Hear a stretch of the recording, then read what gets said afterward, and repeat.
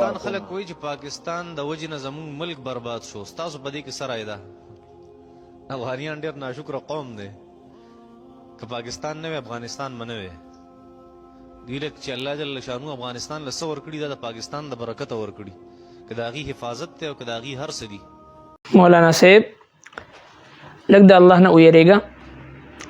د قومیت په نوم باندې، د علاقایت په نوم باندې، د صوبایت په نوم باندې نفرتونه خورول دا مناسب نه وي. من حیث القوم یو قوم ته ناشکره ویل یا په هغوی باندې تنقید کول دا قطعا چې دی هغه مناسب نه دی.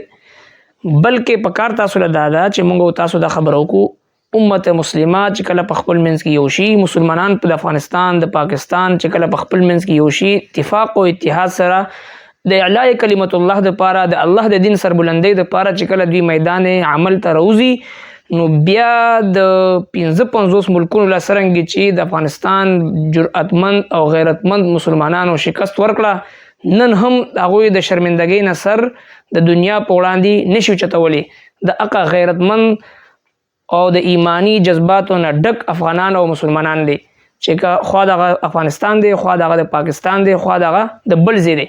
لہذا من حیث القوم یو قوم ته ناشکره ویل یا په یو قوم باندې تنقید کول دا د امت مسلمه د مسلمانانو په منځ کې د نفرت خورولو یو کوشش دی. برای مهربانی من حیث القوم په یو قوم باندې تنقید مکوئ، تنقیص مکوئ.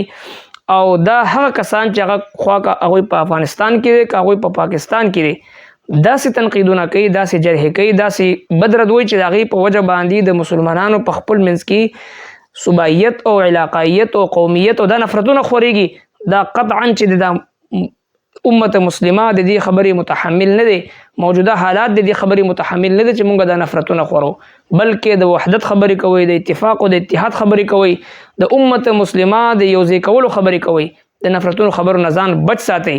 قرآن کریم موږ تاسو ته څه وایي؟ ان اکرمکم عند الله اتقاکم.